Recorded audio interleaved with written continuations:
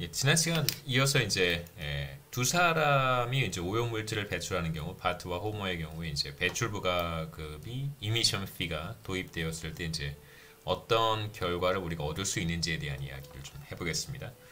우선 뭐 얼마만큼의 배출 부가금을, 그러니까 얼마만큼의 피를 부여할 것인가가 이제 우리의 관심사가 될 텐데, 우선 결과적으로 쉽게 예상해 볼 수 있는 건 그 바트와 호머의 한계 비용이 같아지는 수준에서 배출 부가금을 이제 결정하면 되겠습니다. 바트와 호머 모두 이제 오염물질을 90톤씩 배출하고 있고요. 정부가 배출 부가금 제도를 도입해서 배출량을 이제 1톤 줄일 때마다, 감축량이 1톤 늘어날 때마다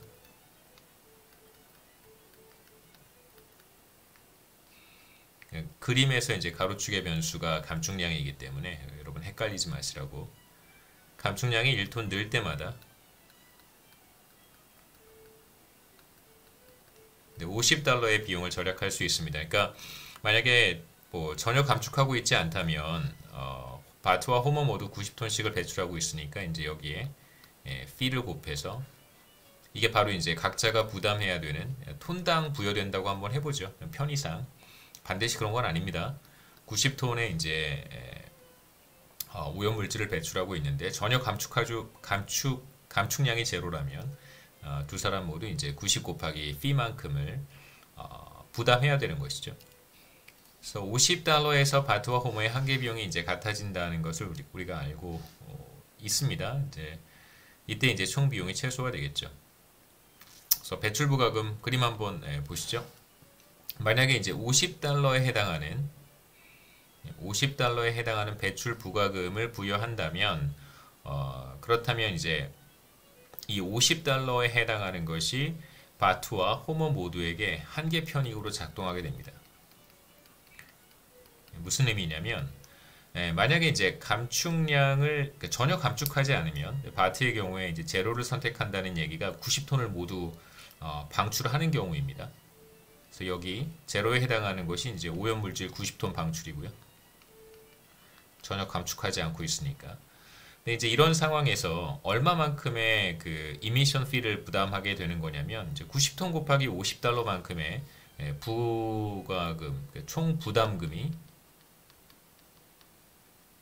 두 사람 모두 똑같겠죠, 그렇죠? 총 부담금은 이제 50달러에 톤당 50달러라고 하겠습니다.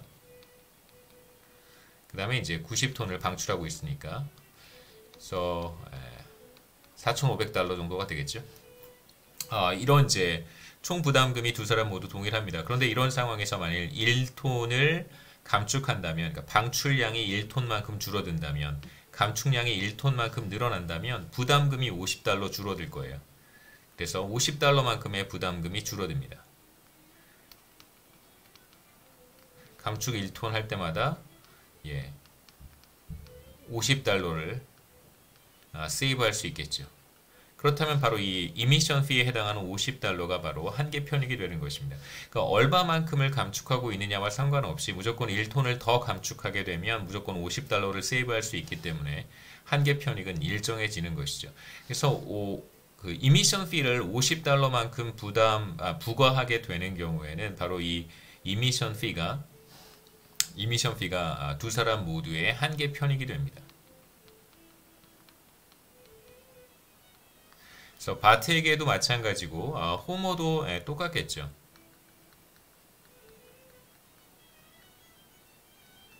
그럼 이제 두 사람이 어떤 의사결정을 하게 되냐면, 이제 우리가 이제 지난 시간에 봤던 내용은 그런 거였었어요. 이런 이미션 피가 존재하지 않는다면 감축을 할 때 바트나 호머가 얻는 편익은 사실상 존재하지 않는단 말이에요. 그렇기 때문에 자발적으로 오염물질을 감축하려고 할 인센티브는 없다고 했습니다. 이제 다만 우리가 몇 가지 봤던 내용은, 정부가 이제 규제를 해서 뭐 오염물질의 총량이 뭐 예컨대 80톤만큼만 되도록 해야 된다라고 하는 규제를 도입을 하게 되면 이제 두 사람이 알아서 자발적인 거래를 할 수 있다는 이야기까지 했었고요. 그 다음에 이제 간단한 엑서사이즈를 통해서 어떤 수준에서 과연 총 비용이 최소화될 수 있는가, 이런 이야기까지 했었습니다. 근데 여기에서 보고 싶은 건 이미션 피라고 하는 그 제도를 도입함으로써 두 사람 모두에게 이제 한계 편익 곡선을 바꾸는 그런 작용을 할 수 있다는 것이죠. 그러니까 부가금이 없었다고 한다면 한계 편익이 제로였었는데 이제 이미션 피를 통해서 배출 부가금으로 인해서 한계 편익이 0보다 커지는 상황이 발생하게 됩니다. 그래서 배출 부가금으로 인해서 한계 편익이 0보다 커지는 것이죠.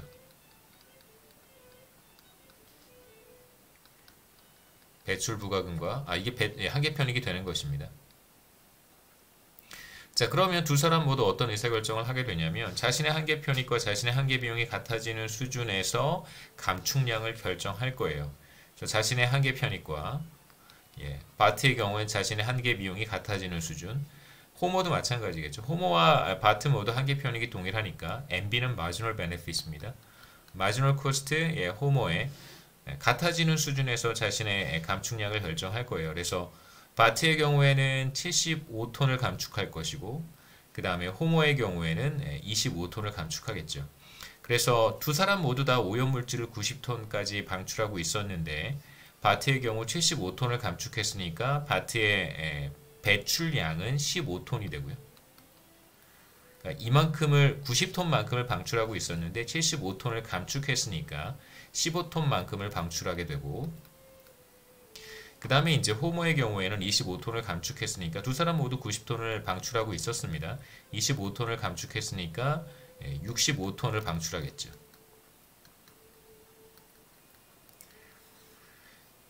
그러니까 배출 부가금이 도입된다고 해서 그 배출량이 제로가 되는 건 아니라고 우리가 이야기를 했었습니다. 이제 자신에게 최선인 의사결정을 하는 것이고 바트의 경우 15톤 방출을 하게 되니까 바트가 부담하게 되는 배출 부가금은 이제 달라지겠죠.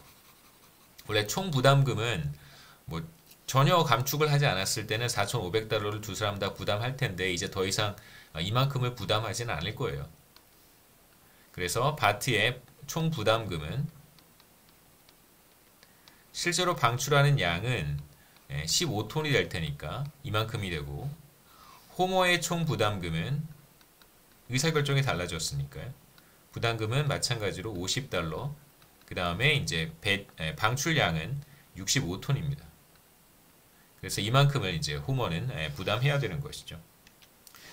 그래서 배출 부가금이 전 페이지 68페이지로 돌아왔어요. 배출 부가금이 도입되면 바트는 75톤까지 배출량을 이제 줄이려고 할 것이고 그래서 배출량은 15톤. 그 다음에 호모의 경우에는 이제 25톤까지 배출량을 줄이려고 할 것입니다. 그래서 이때 이제 호모의 배출량은 65톤 이렇게 우리가 어렵지 않게 계산해 볼 수 있습니다. 이제 간단하게 호모의 배출 부가금, 그 다음에 바트의 배출 부가금, 그 다음에 얼마만큼을 각각 세이브 했는지를 이제 그림으로도 표시해 볼 수 있는데 뭐 제가 아까 간단하게 표시한 것처럼 바트가 감축한 크기는 75톤이니까 바트의 배출량은 얘가 바트죠. 이쪽이 호모입니다. 바트의 배출량은 15톤이 되고 그 다음에 호모의 배출량은 65톤이 됩니다. 그리고 이제 각각 배출 부가금이 50달러니까 부가금 혹은 뭐 부담금 총 부담금은 50달러에 15를 곱하면 되고 호모 같은 경우에 다시 한번 쓰겠습니다. 50달러에 이제 65가 되겠죠.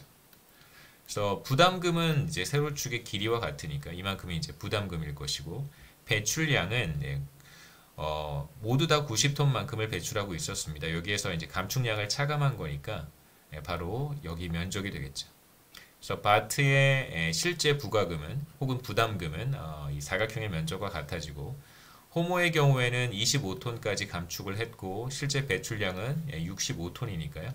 바로 이 사각형의 면적이 호모의 실제 부담금이 되겠습니다. 그러면 각자 얼마만큼을 세이브한 것인가를 생각해 보면 뭐 간단합니다. 자신의 마지노럴 베네핏 커브의 아래쪽 면적을 계산하면 되는 것이죠. 그렇죠? MB 커브의 한계 편익 곡선의 아래쪽 면적을 합산하면 우리가 어렵지 않게 얼마만큼을 절약했는지를 계산할 수 있습니다.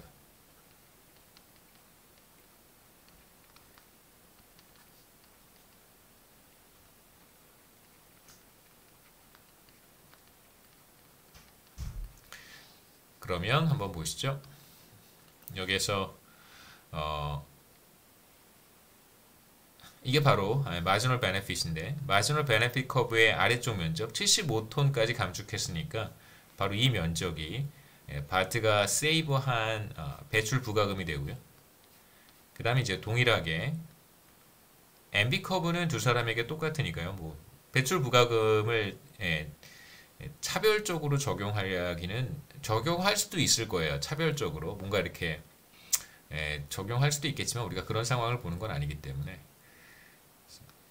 25톤까지 감축을 했습니다. 그래서 25톤까지 MB 커브의 아래쪽 면적을 이렇게 더하면 이게 바로 호머가 절약한 배출 부가금이 되겠죠.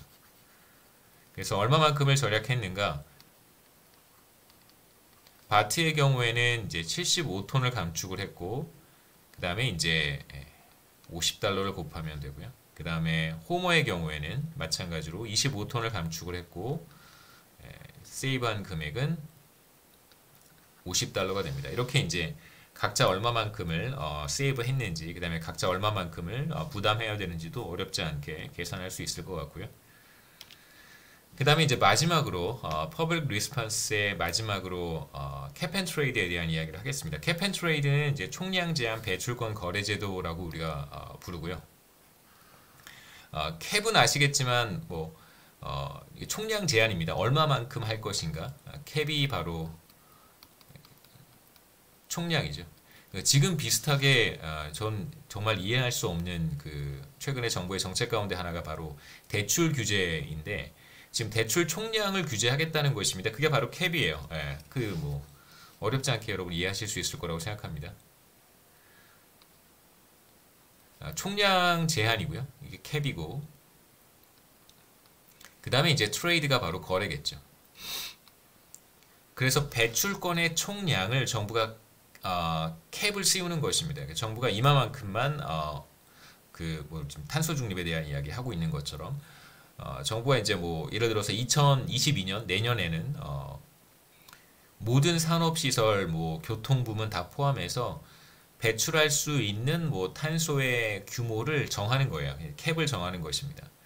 그런 다음에 더 많이 그 배출하고 싶은 혹은 감축하는 것이 어렵거나 더 많이 배출하고자 하는 사업체들 혹은 뭐 개인도 마찬가지입니다. 이런 기관에서 이제 배출권을 구매하는 거예요. 배출권을 가지고 있어야지만 일종의 퍼밋이라고 할 수 있겠죠. 이 퍼밋을 가지고 있어야지만 탄소를 배출할 수 있는 혹은 뭐 오염물질을 배출할 수 있는 이제 그런 제도라고 할 수 있습니다. 그래서 오염물질을 배출하기 위해서는 뭐 이산화탄소가 될 수도 있고요. 뭐 탄소가 반드시 나쁜 것은 아니지만 이제 우리 뭐 최근에 모든 이슈가 이 탄소 중립에 쏠려 있어서 환경 관련된 문제가요. 오염물질을 배출하기 위해서는 이제 정부가 발급한 배출권을 갖고 있어야 합니다. 정부는 이제 현재 배출량 수준은 이거 그냥 제가 이그젬플로 만든 거예요. 180톤을 이제 80톤까지 낮추려고 합니다. 왜냐하면 아까 호머와 바트가 각각 90톤씩 방출하고 있었고 두 사람의 합이 180톤이기 때문에 그다음에 계속 우리가 이제 100톤 감축하는 이야기를 했었잖아요. 80톤까지 낮추려고 합니다. 그래서 100톤을 감축해야 되는 거예요. 총 감축량은 100톤입니다. 그래서 100톤을 감축하는 방법, 우리가 앞서 그 부가금의 경우에는 그러니까 부가금의 경우와는 조금 다른 접근 방법을 취한다고 생각할 수 있어요. 그러니까 정부가 최적 수준의 배출량 수준을 미리 알고 있다고 전제하고 그 배출량 수준에 해당하는 거 여기에서 이제 80톤이겠죠. 100톤을 감축한 것입니다. 이미 다 계산을 해서 80톤까지만 허용을 하는 거라고 생각하시면 되겠습니다. 정부는 80톤만큼의 이제 배출권을 발행을 하는 거예요. 그래서 이 퍼밋을 가지고 있는 사람들만 오염물질을 방출할 수 있습니다. 바트와 호머가 자발적인 거래를 통해서 뭐 알아서 배출량을 80톤으로 이제 조절하도록 하는 것이죠. 그러니까 총량만 정부가 규제하고 그다음에 일종의 퍼밋을 발급한 다음에 알아서 경제 주체들 사이에서 더 많이 오염물질을 방출하고 싶은 사람들은 그러한 퍼밋을 구입하도록 유도하는 것입니다. 그래서 시장 메커니즘을 사용하는 제도라고 할 수 있는데요. 정리해보면 캡 앤 트레이드 총량 제한 배출권 거래 제도는 정부가 오염물질 배출 수준을 설정한 후에 총량이죠. 캡입니다. 배출 수준만큼 배출권을 발행하고 오염물질을 배출하는 기업들이 배출권을 거래하도록 하는 방식입니다.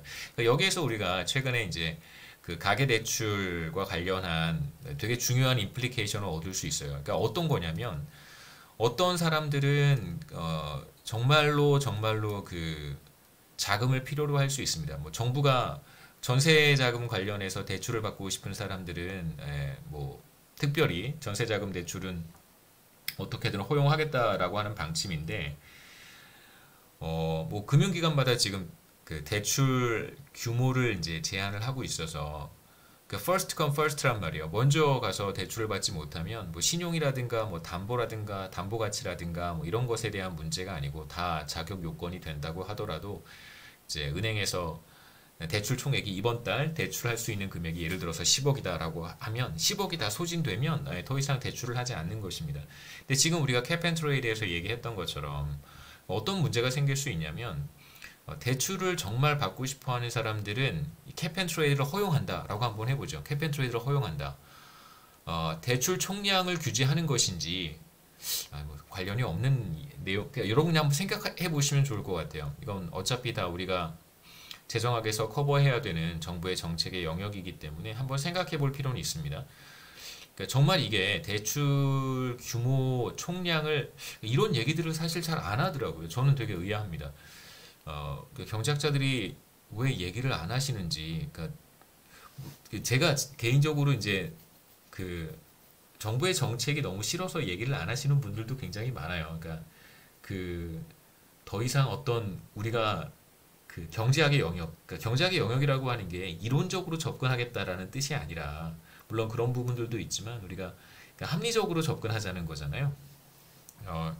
어떤 개인의 효용 극대화라든가 혹은 이제 기업의 이윤 극대화라든가 혹은 뭐 정부의 우리가 지금 정부에 대한 이야기를 하고 있지만 정부의 예산 극대화라든가 혹은 뭐 영향력의 극대화라든가 그다음에 국회의원이나 정치인들의 어떤 뭐 당선을 최우선으로 생각하는 그런 그 이기적인 동기, 그다음에 사회나 경제 전체의 웰페어를 어떻게 하면 우리가 극대화할 수 있는가 이런 관점에서 이제 얘기를 하자는 거니까 생각해 보면 이게 정말 대출의 총량을 규제하고 싶어 하는 것인지 아니면 상당히 높은 가격을 부과하겠다고 하는 것인지 만약에 사람들 사이에 이제 대출금을 거래할 수 있는 상황을 한번 생각해 보자는 거예요. 대출금을 거래할 수 있다.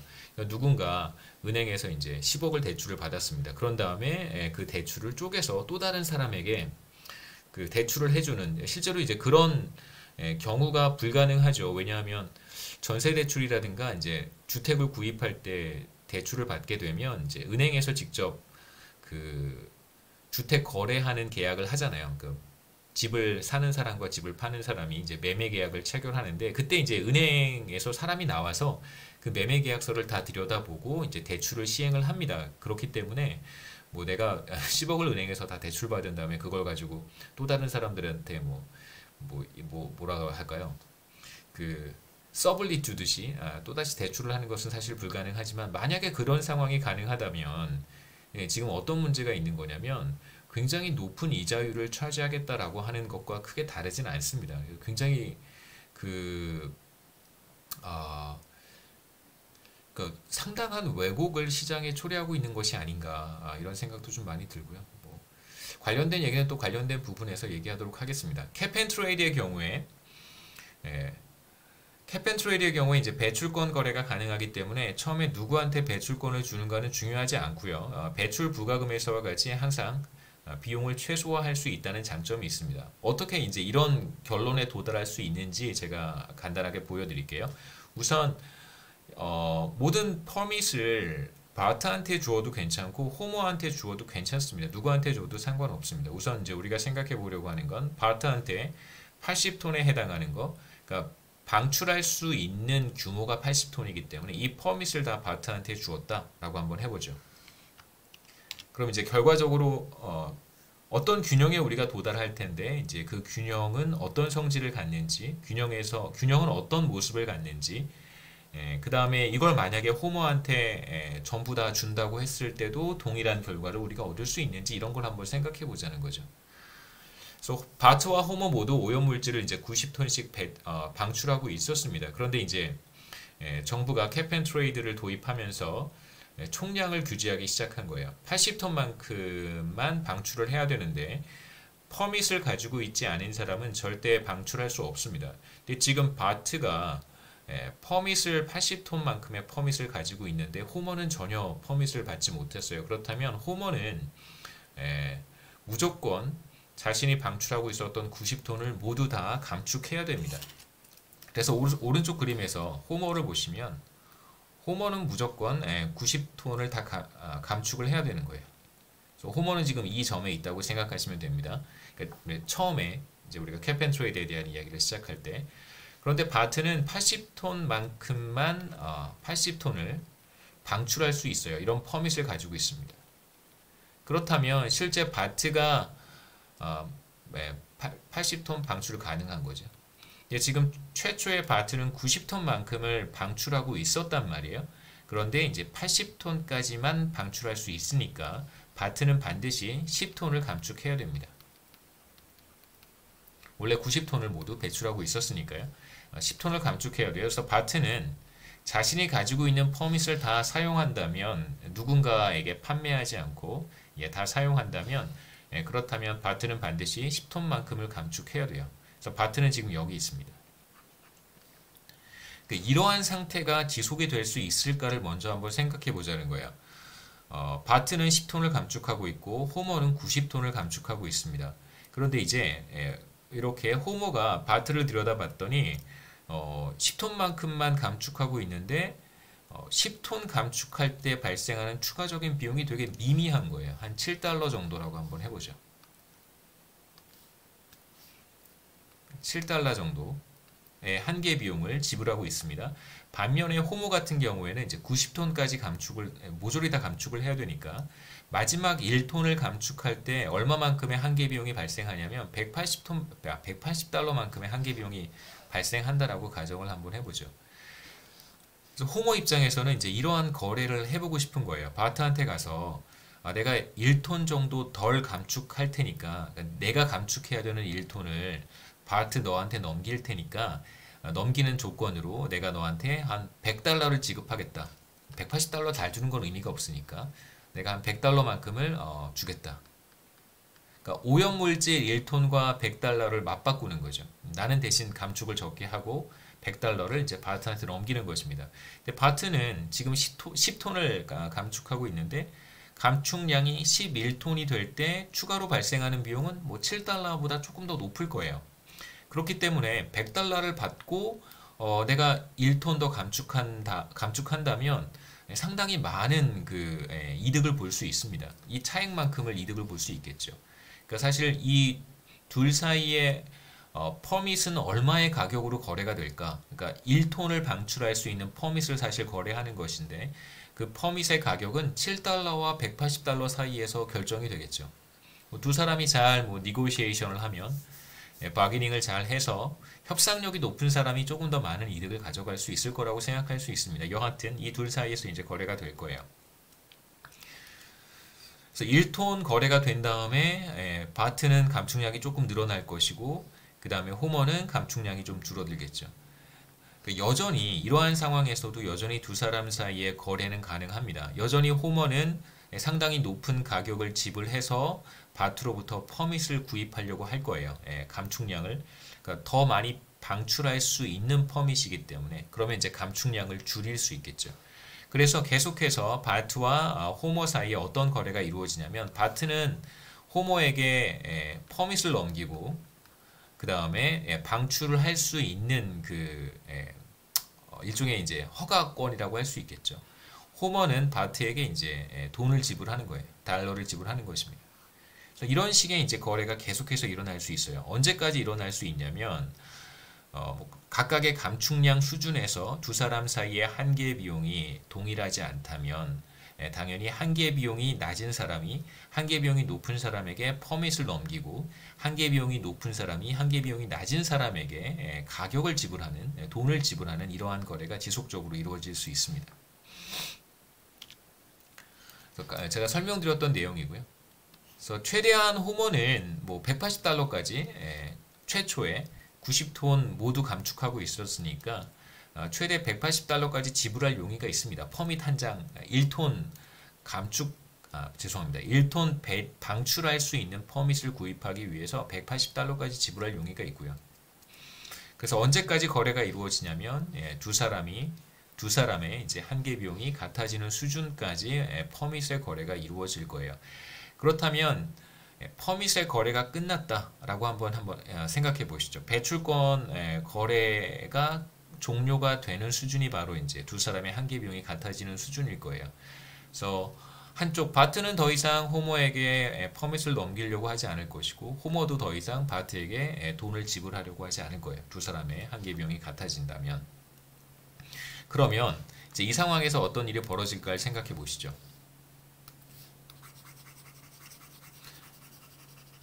다시 이제 72페이지로 돌아왔습니다.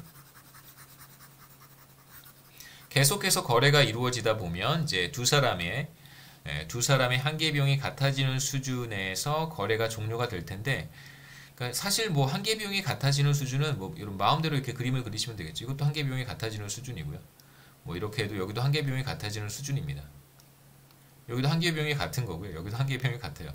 그러니까 한계 비용이 같아지는 수준은 매우 많습니다. 그런데 이제 우리는 어떤 수준을 찾아야 되냐면 두 사람의 감축량의 합이 당연히 이제 100톤이 돼야 되겠죠.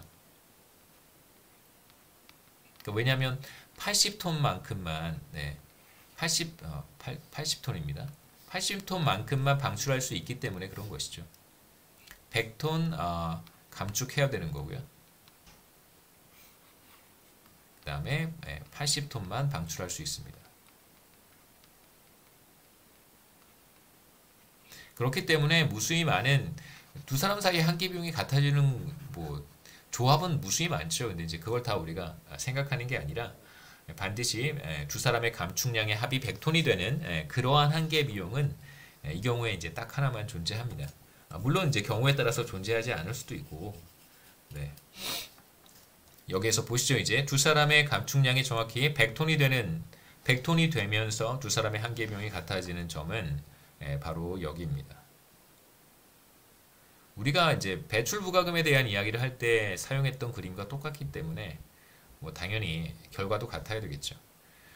그래서 바트는 75톤을 감축하고요. 그 다음에 호머는 25톤을 감축합니다. 이게 무슨 말이냐면 바트는 자신이 80톤만큼의 배출권을 모조리 가지고 있었는데 이 중에 65톤을 이렇게 넘겨버리는 거예요. 이쪽에 호모한테 판매하는 것입니다. 그래서 자신은 15톤만큼만 가지고 있는 거예요. 80톤의 퍼밋 가운데 65톤은 호모한테 판매를 하고 그 다음에 15톤만큼만 보유하고 있는 것입니다. 그러니까 이제 궁극적으로 도달하게 되는 결과는 그런데 이제 여기에서 우리가 생각해 봐야 되는 것은 여기에서 만약에 추가적으로 퍼밋이 거래가 된다면 이 상황에서 퍼밋이 거래가 된다면 그 거래되는 퍼밋의 가격은 얼마일까? 지금 두 사람의 한계 비용은 동일합니다. 50달러로 동일하고요. 75톤 감축하고 호모 25톤 감축할 때 두 사람의 한계 비용은 50달러로 동일해요. 그렇다면 이 상황에서 더 이상의 퍼밋의 거래는 이루어지지 않겠지만 만약에 이제 마지막 퍼밋이 거래가 되었을 때 그 퍼밋의 가격은 얼마였을까? 라고 한다면 바로 50달러라고 얘기할 수 있습니다. 그러니까 지금 뭐 이렇게 우리가 1톤, 2톤, 3톤 이렇게 이제 디스크리트하게 하나씩 이야기를 해서 사실 미분의 개념을 사용하기는 조금 어렵긴 하지만 지금 이 퍼밋 80톤을 1톤으로 쪼개서 팔 수도 있고 예를 들어서 뭐 오염물질이니까 뭐라고 할까요? 킬로그램이라고 할까요? 예. 그러니까 1kg으로 판매할 수도 있고 쪼개서 판매할 수도 있는 겁니다. 1g으로 판매할 수도 있다라고 생각해 본다면 이걸 굉장히 작게 쪼갤 수도 있는 것이죠. 그럼 이제 미분에 대한 개념을 우리가 생각해 볼 수 있어요. 그러니까 마지막 한 단위, 퍼밋의 마지막 한 단위가 뭐 1g이라고 생각할 수도 있겠죠. 1g 아니면 1나노그램이어도 괜찮아요. 1g. 마지막 한 단위, 여기선 지금 사실 톤당 얼마기 때문에 좀 의미는 없습니다만 미분의 개념을 우리가 도입한다면 마지막 한 단위 거래 마지막 한 단위 마지막으로 거래된 퍼밋 한 단위의 가격은 얼마일까? 바로 50달러가 된다는 뜻입니다. 물론 이제 톤당이죠, 톤당. 그러니까 제가 말씀드렸을 때, 그러니까 최초에 바트가 모든 배출권을 다 가지고 있는 상태에서 첫 번째 퍼밋이 거래가 될 때는 상당히 높은 가격으로 거래가 됐을 거예요. 왜냐하면 호모는 전혀 그 배출을 하지 못하고 있는 상태였고 90톤을 모두 다 감축해야 되는 상태였기 때문에 굉장히 높은 가격을 지불하고서라도 감축량을 조금 줄이려고 했을 거예요. 혹은 배출량을 1톤씩 늘리려고 했을 거예요. 그래서 최초에 거래가 되었던 배출권은 굉장히 높은 가격이었을 거라고 우리가 예상해 볼 수 있지만 궁극적으로 모든 이제 거래가 종료가 되고 균형 상태에 도달했을 때 혹은 이제 그런 상태에서의 퍼밋의 가격 또는 마지막으로 거래가 된 퍼밋의 가격은 얼마일까라고 우리가 물어본다면 바로 그 퍼밋의 가격은 이제 50달러와 같다라고 얘기할 수 있다는 것입니다. 그래서 배출권 거래가 거의 끝날 무렵 이게 제가 지금 말씀드렸던 마지막 배출권이 거래가 된 이후에 혹은 마지막 배출권은 얼마의 가격으로 거래가 되었을까 이런 개념과 다 비슷합니다. 배출권 한 장의 가격은 얼마나 될까? 배출권 한 장의 가격은 정확히 마지널 코스트와 같아집니다. 그게 바로 50달러가 되는 것이죠. 다시 돌아가서 그림에서 보시면 바트의 감축량 75톤, 호모의 감축량 25톤에서 두 사람의 마지널 코스트는 같단 말이에요. 그렇기 때문에 더 이상의 배출권 거래는 이루어지지 않는데 그때 배출권의 가격이 바로 50달러가 될 것이고 이 50달러는 두 사람의 한계 비용과 같습니다. 그래서 배출 부과금과 캡앤트레이드 모두 이제 정부가 목표로 하는 배출량을 가장 낮은 비용으로 달성할 수 있다는 이제 결론을 우리가 얻게 되는 것이죠. 물론 그 과정은 조금 상이할 수 있어요.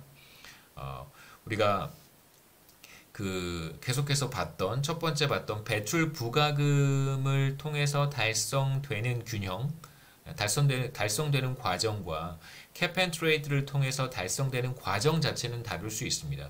제가 지금 설명드린 것처럼 하지만 궁극적으로 우리가 도달하게 되는 균형 상태 혹은 결과 아웃컴은 배출 부과금이라든가 뭐 캡앤트레이드라든가 사실상 가장 낮은 비용으로 달성할 수 있는 이제 균형 혹은 결과 아웃컴에 도달할 수 있다는 것입니다. 여기까지가 5장의 내용이고요. 그래서 6장은 이제 다음 동영상에서 또 이어서 하도록 하겠습니다.